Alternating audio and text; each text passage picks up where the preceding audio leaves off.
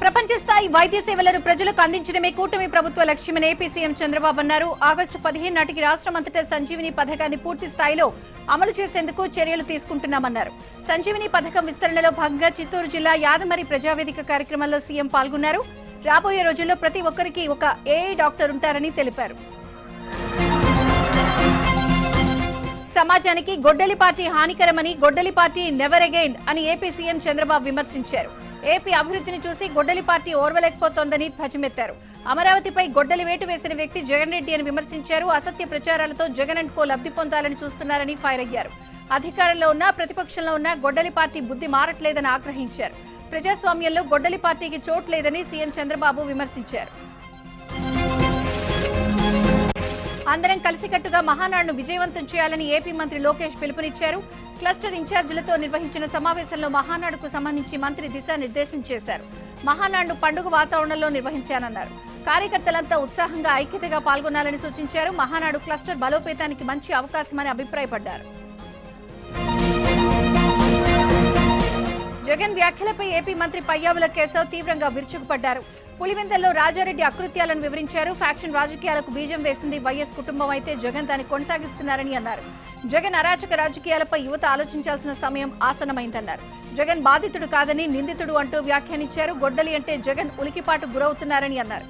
గొడ్డలిపోటును గుండెపోటుగా చూపించగలరని దుయ్యబట్టారు. అందుకే గొడ్డలి పార్టీ సమాజానికి హానికరం, గొడ్డలి పార్టీ నెవర్ అగైన్ అని స్పష్టం చేశారు.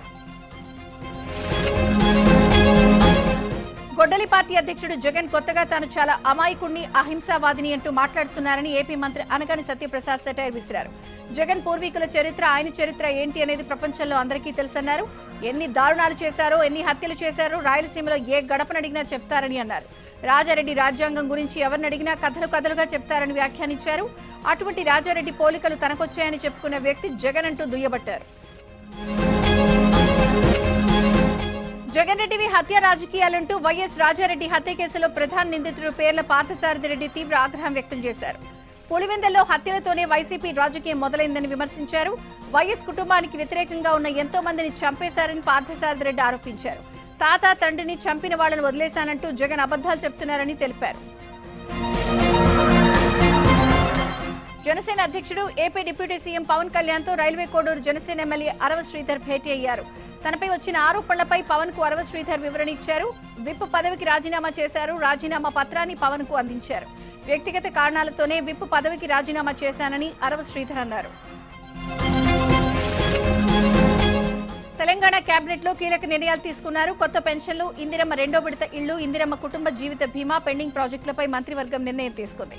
పొదుపు చర్యలు, విద్యుత్ సంస్కరణలపై చర్చించింది. మరోవైపు పంటల మార్పిడి దిశగా రైతులకు యాక్షన్ ప్లాన్ తయారు చేయనున్నారు.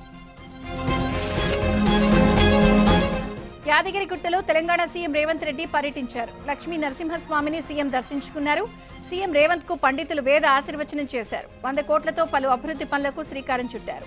టెంపుల్ సిటీలో వేద పాఠశాల నిర్మాణానికి భూమి పూజ చేశారు. కొండపై స్వామివారి నిత్య కళ్యాణ మండపం, దీక్షాపరుల సదన్, ఆలయ మాడవీధులకు వాయువ్య దిశగా మెట్ల నిర్మాణం, కొండ కింద వైకుంఠ ద్వార రాజగోపురం నుంచి కొండపైకి మెట్ల మార్గం, పైకప్పు నిర్మాణ పనులకు శంకుస్థాపనలు చేశారు. కంచి కామకోటి పీఠాధిపతి శంకర విజయేంద్ర సరస్వతి స్వామివారి సమక్షంలో అభివృద్ధికి శ్రీకారం చుట్టారు. ఏపీసీసీ మార్పు విషయంలో అధిష్టానానిదే తుది నిర్ణయమని మహేష్ కుమార్ గౌడ్ అన్నారు. తాను సీఎం కలిసి పనిచేయడం కొందరికి మింగుడు పట్టలేదని చెప్పుకొచ్చారు. తనపై సోషల్ మీడియాలో వచ్చిన కథనాలను పట్టించుకోనని మహేష్ గౌడ్ తెలిపారు. గ్రీన్ ఎనర్జీలో చాలా స్టార్టప్ కంపెనీలు వస్తున్నాయని కేంద్ర మంత్రి కిషన్ రెడ్డి అన్నారు. 2014లో ముందు దేశంలో పవర్ క్రైసిస్ ఉండేదని, మోదీ ప్రధాని అయ్యాక విద్యుత్ కొరత లేదని న్యూ ఇండియాను తయారు చేశారన్నారు. హైదరాబాద్ లోని నాలెడ్జ్ సిటీలో రెంజీ 2026 సదస్సులో కేంద్ర మంత్రి కిషన్ రెడ్డి, ఎంపీ విశ్వేశ్వర్ రెడ్డి హాజరయ్యారు. పీఎం సూర్యఘర్ యోజన, ఎనర్జీ పాలసీపై చర్చించారు. హరీష్ రావుపై తెలంగాణ మంత్రి పొంగులేటి శ్రీనివాస్ రెడ్డి తీవ్ర ఆగ్రహం వ్యక్తం చేశారు. అమెరికా నుంచి ఫ్యూచర్ సిటీని ఆపేస్తామంటూ హరీష్ రావు ఎలా మాట్లాడుతున్నారని ప్రశ్నించారు. ఈ మేరకు ఎక్స్ వేదికగా పొంగులేటి పోస్ట్ పెట్టారు. బీఆర్ఎస్ లో హరీష్ రావు ఫ్యూచర్ ఏంటో ఆయనకే తెలియదు అంటూ స్ట్రాంగ్ కౌంటర్ ఇచ్చారు. ఫ్యూచర్ సిటీ భూములపై అమెరికాలో ఎవరికైనా ఒప్పందాలు చేసుకున్నారా అంటూ నిలదీశారు. హరీష్ రావు రాజకీయ భవిష్యత్తు ఖతం చేయాలని బీఆర్ఎస్ నేతలే చూస్తున్నారని సెటైర్లు గుప్పించారు. ఫ్యూచర్ సిటీని రద్దు చేస్తామన్న బీఆర్ఎస్ నేతలపై మంత్రి శ్రీధర్ బాబు తీవ్ర ఆగ్రహం వ్యక్తం చేశారు. చీప్ పాలిటిక్స్, బ్లాక్మెయిల్ పాలిటిక్స్ చేయొద్దని అన్నారు. ఎక్కడ అభివృద్ధి చేస్తే అక్కడ ఆపుతాము అంటే ఎలా అని ప్రశ్నించారు. ప్రజలు కోరుకున్నది తప్పకుండా చేసి తీరుతామన్నారు. ఫ్యూచర్ సిటీని రద్దు చేస్తామంటే పెట్టుబడిదారులు భయపడరా అని ఆగ్రహం వ్యక్తం చేశారు. పెద్ద చిత్ర ప్రదర్శనకు పర్సెంటేజ్ విధానం ఇవ్వాల్సిందేనని తెలంగాణ ఎగ్జిబిటర్స్ అసోసియేషన్ డిమాండ్ చేస్తోంది. ఏ సినిమా అయినా తమకు పర్సెంటేజ్ విధానమే కావాలన్నారు. మెగాస్టార్ చిరంజీవి పిలిస్తే తమ బాధలు చెప్పుకుంటామని తెలంగాణ ఎగ్జిబిటర్స్ అసోసియేషన్ సభ్యులు చెబుతున్నారు. సెంట్రింగ్ కార్మికుల సమస్యలు పరిష్కరించడంలో సీఎం రేవంత్ రెడ్డి సర్కార్ విఫలమైందని తెలంగాణ రక్షణ సేన వ్యవస్థాపక అధ్యక్షురాలు కల్వకుంట్ల కవిత విమర్శించారు. సెంట్రింగ్ కార్మికులకు తాము అండగా ఉంటామని భరోసా కల్పించారు. హైదరాబాద్ ఇందిరా పార్క్ వద్ద జరిగిన గ్రేటర్ హైదరాబాద్ సెంట్రింగ్ గుత్తేదారుల అసోసియేషన్ మహాధర్నాకు కవిత మద్దతు ప్రకటించారు. 2 రోజుల్లో సెంట్రింగ్ కార్మికుల నాయకులతో సీఎం రేవంత్ రెడ్డి చర్చించాలని కవిత డిమాండ్ చేశారు. వారి సమస్యలు పరిష్కరించకపోతే 2 రోజుల తర్వాత తానే స్వయంగా ధర్నాలో కూర్చుంటానని స్పష్టం చేశారు. హైదరాబాద్ కూకట్పల్లిలో భూదాన్ బాధితులకు బీజేపీ ఎంపీ ఈటెల రాజేందర్ భరోసా ఇచ్చారు.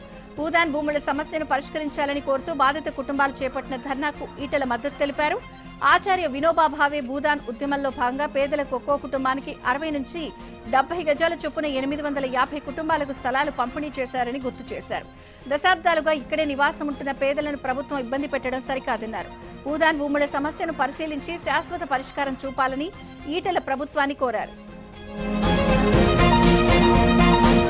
కోనసీమ జిల్లా అమలాపురంలో ఆక్వా రైతుల ఆందోళన చేపట్టారు. ఆక్వాలో సిండికేట్ వ్యవస్థను రూపుమాపాలి అంటూ డిమాండ్ చేశారు. ఎక్స్పోర్టర్లు, ఆక్వా మేత కంపెనీ యజమానులు ఒకే సిండికేట్ గా మారి ఆక్వా రంగాన్ని నష్టాల పాలు చేస్తున్నారంటూ రైతులు ఆరోపించారు. ఆక్వా రైతుల సంఘం జిల్లా అధ్యక్షుడు సత్యబాబు రాజు ఆధ్వర్యంలో రైతుల ఆందోళనకు దిగారు. ప్రభుత్వం స్పందించి సిండికేట్ వ్యవస్థపై చర్యలు తీసుకోవాలని డిమాండ్ చేశారు. శ్రీకాకుళం జిల్లా ఆముదాల వలసలో ఇసుక అక్రమ రవాణా ప్రజలకు కంటి మీద కొనుక్కు లేకుండా చేస్తోంది. రాత్రి పగలు తేడా తెలియకుండా ఇసుకను తరలించడంతో ప్రధాన రహదారి గుంతలమయంగా మారింది. దీంతో చుట్టుపక్కల గ్రామాల ప్రజలు ప్రమాదాల బారిన పడుతున్నారు. ఇసుక లారీల కారణంగా రహదారులు పూర్తిగా దెబ్బతింటున్నా అధికారులు పట్టించుకోవడం లేదని గ్రామస్తులు వాపోయారు. దీంతో బావాజీపేట గ్రామస్తులు రోడ్డుపై బైఠాయించి ఆందోళన చేపట్టారు. ఇసుక లారీల కారణంగా దెబ్బతిన్న రహదారిని పునరుద్ధరించాలని డిమాండ్ చేశారు. హైదరాబాద్ లో జలమండలి కార్యాలయాన్ని బీఆర్ఎస్ శ్రేణులు ముట్టడించాయి. ఖాళీ బిందెలు, కుండలుతో నిరసన తెలిపారు. హైదరాబాద్ లో నీళ్లు లేక నగరవాసులు గొంతులు ఎండిపోతున్నాయని, వెంటనే నగరవాసులకు సరిపడా నీళ్లు అందించాలని డిమాండ్ చేశారు. వనపర్తి జిల్లా వీపనగండలో వ్యవసాయ గోదాంను జిల్లా అడిషనల్ కలెక్టర్ వినోద్ కుమార్ పరిశీలించారు. కొనుగోలు చేసిన ధాన్యం గోదాంలోకి లోడింగ్ చేయడంలో జాప్యం జరుగుతోందని రైతులు అడిషనల్ కలెక్టర్ దృష్టికి తీసుకెళ్లారు. దీనిపై స్పందించిన ఆయన బీహార్ కూలీలను ఏర్పాటు చేసిన త్వరగా సమస్యను పరిష్కరిస్తామని హామీ ఇచ్చారు. ధాన్యం కొనుగోలులో ప్రభుత్వం నిర్లక్ష్యంగా వ్యవహరిస్తోందని ఆరోపిస్తూ సంగారెడ్డి జిల్లాలో రైతులు రోడ్డెక్కారు. బైక్ ర్యాలీగా సుల్తాన్పూర్ నుంచి చౌటకూరులో రైతులు పాదయాత్ర చేశారు. ధాన్యాన్ని ప్రభుత్వం వెంటనే కొనుగోలు చేపట్టాలని డిమాండ్ చేశారు. అనంతరం తహసీల్దార్ కార్యాలయంలో ఎంఆర్ఓ సిబ్బంది లేకపోవడంతో ఖాళీ కుర్చీకి వినతి పత్రం అందజేశారు. రైతులు చేపట్టిన పాదయాత్రకు బీఆర్ఎస్, బీజేపీ మద్దతు పలికారు. రైతులు పండించిన వరి కొనుగోళ్ల విషయంలో ప్రభుత్వం పూర్తిగా విఫలమైందని విమర్శించారు. నల్గొండ జిల్లా మాడుగులపల్లిలో ఐకేపీ ధాన్యం కొనుగోలు కేంద్రాలను ఎమ్మెల్యే బత్తుల లక్ష్మారెడ్డి ఆకస్మికంగా పరిశీలించారు. ధాన్యం సేకరణ తీరు, తూకాల ప్రక్రియను వారు పర్యవేక్షించారు. కొనుగోలు కేంద్రాల్లో ఉన్న రైతులతో మాట్లాడి వారి సమస్యలను ఎమ్మెల్యే లక్ష్మారెడ్డి అడిగి తెలుసుకున్నారు. వేగవంతంగా కొనుగోలు పూర్తి చేయాలని సంబంధిత అధికారులను ఆదేశించారు. రైతులు ఆందోళన చెందాల్సిన అవసరం లేదని, ప్రభుత్వం ప్రతిగింజ కొంటుందని ఎమ్మెల్యే స్పష్టం చేశారు. ఏపీ వ్యాప్తంగా మున్సిపాలిటీలో ఆపరేషన్ క్లీన్ స్వీప్ చేపట్టారు. మున్సిపాలిటీలను పూర్తి స్థాయిలో పరిశుభ్రంగా మార్చడమే లక్ష్యంగా 4 వారాల పాటు జరిగే కార్యక్రమాన్ని మంత్రి నారాయణ ప్రారంభించారు. పారిశుద్ధ్యం బాగుపడాలంటే ప్రజల భాగస్వామ్యం తప్పనిసరిగా ఉండాలన్నారు. మచిలీపట్నం జనసేనలో మాజీ మంత్రి పేర్ని నానికి చెందిన బి టీం పనిచేస్తుందని టీడీపీ నేత దిలీప్ కుమార్ ఆరోపించారు. కూటమిలో చిచ్చు పెట్టేందుకు కుట్రలు చేస్తున్నారని, పేర్ని నాని బి టీంగా పనిచేస్తున్న వారిపై జనసేన క్రమశిక్షణ చర్యలు తీసుకోవాలని డిమాండ్ చేశారు. 2027 జూలై నాటికి గుంటూరు శంకర్ విలాస్ బ్రిడ్జి నిర్మాణం పూర్తవుతుందని కేంద్ర మంత్రి పెమ్మసాని చంద్రశేఖర్ చెప్పారు. శంకర్ విలాస్ ఆర్ఓబీ నిర్మాణ పనులను ఆయన పరిశీలించారు. పనుల పురోగతిని అడిగి తెలుసుకున్నారు. ఎట్టి పరిస్థితుల్లో జూలై 2027 నాటికి బ్రిడ్జిను అందుబాటులోకి తీసుకొస్తామన్నారు. కేంద్ర మంత్రి రామ్మోహన్ నాయుడు క్రికెటర్ అవతారం ఎత్తారు. బ్యాటు పట్టి బౌండరీలు కొట్టారు. బౌలింగ్ చేస్తూ యూత్ ని ఉర్రూతలొగించారు. శ్రీకాకుళం పర్యటనకు వచ్చిన రామ్మోహన్ నాయుడు ఎంపీ కప్ 2026 ను ప్రారంభించారు. ఈ సందర్భంగా గంటపాటు క్రికెట్ ఆడారు. ప్రభుత్వ పాఠశాలలో చదివిన 10వ తరగతి టాపర్లకు తెలంగాణ మంత్రి కోమటిరెడ్డి వెంకటరెడ్డి సర్ప్రైజ్ గిఫ్ట్ ఇచ్చారు. నల్గొండ జిల్లా తిప్పర్తి ప్రభుత్వ పాఠశాల విద్యార్థులకు విమానంలో ప్రయాణించే అవకాశాన్ని కల్పించారు. విద్యార్థులకు హైదరాబాద్ క్యాంప్ కార్యాలయంలో బహుమతులు అందజేసిన మంత్రి విశాఖ అరకులో యాత్రకు విమాన టికెట్లను ఇచ్చారు. విద్యార్థుల వెంట టీచర్, మంత్రి, వ్యక్తిగత సిబ్బందిని పంపించారు.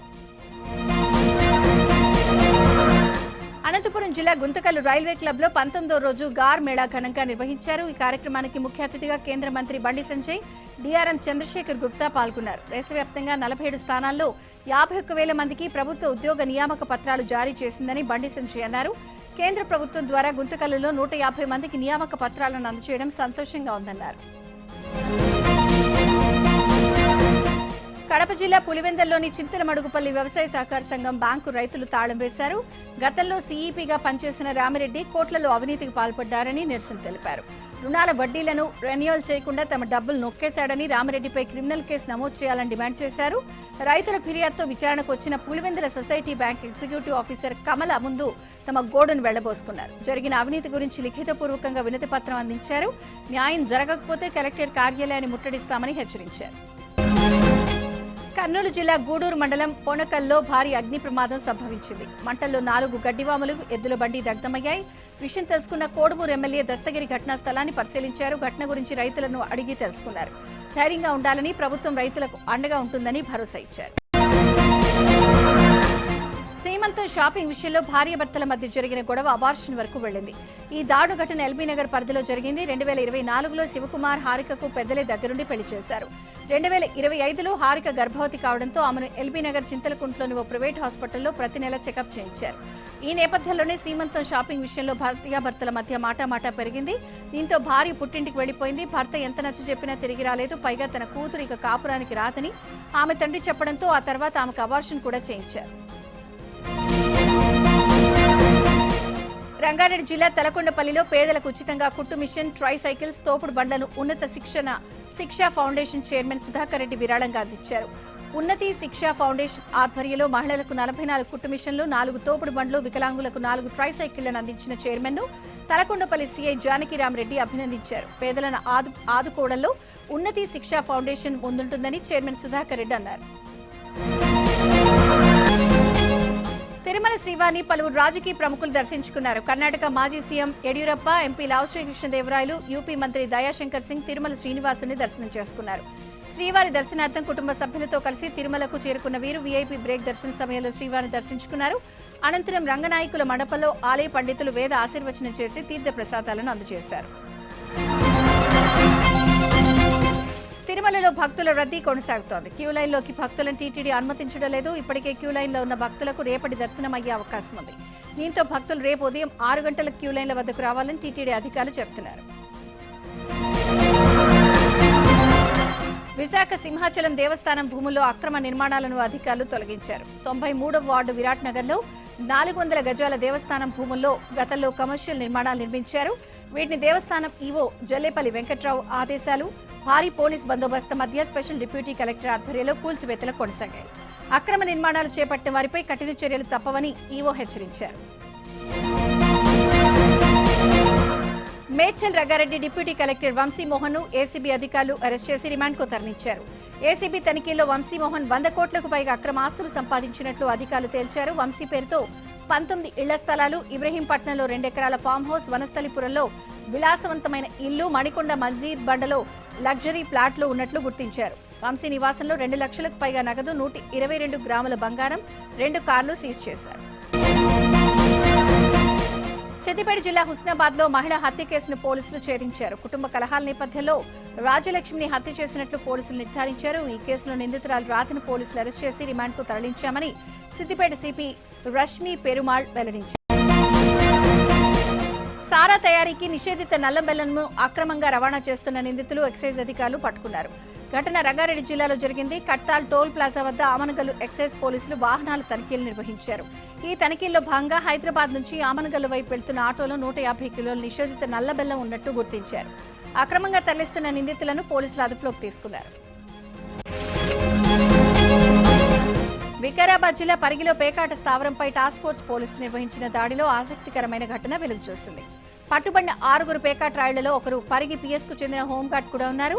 నిందితుల దగ్గర నుంచి 31,000 రూపాయల నగదు, 5 మొబైల్ ఫోన్లు పోలీసులు స్వాధీనం చేసుకున్నారు.